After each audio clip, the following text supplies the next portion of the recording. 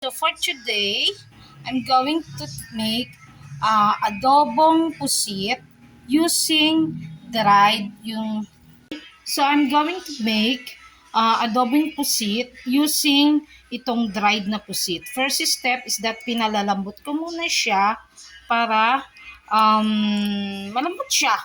Ganon. Ayan, no? Binabad ko muna siya sa tubig and then later, pag malambot na siya, itatry ko na siyang i-adobo. Ano kaya magiging lasa? Okay? Curious din ako. Okay? So now, I'm trying to make the adobong pusit na dried. So, ito, gagawa ako ng, isa muna ako ng bewang. Okay? Hindi pa mainit. Hindi pa mainit ang bewang. Inilagay. Na-excite ka na naman, Jude.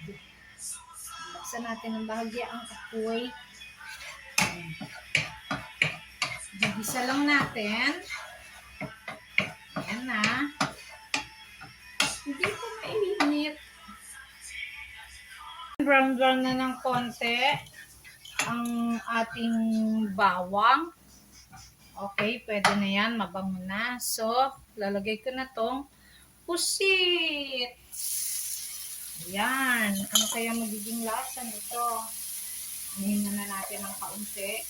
Daan natin sa mantika. Tapos lagyan natin ng toyo, suka, paminta, laurel. Ayun na. Okay. Lagyan natin ganyan. Okay. Mamaya papakita ko sa inyo. Ayan, nilagyan ko na ng mixture ng tubig, suka, tsaka toyo, konting asin. Antayin ko na lang, paiigahin ko na lang siya.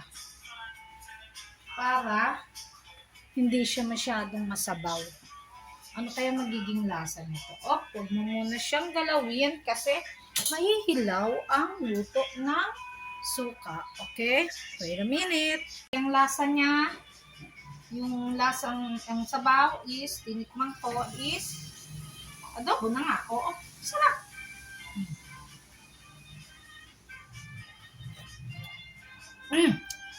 Paiigahin ko na lang siya para maganda. Okay? Po, ready na ang adobong pusit na dried. Mana natin. Para maraming kita. Yes.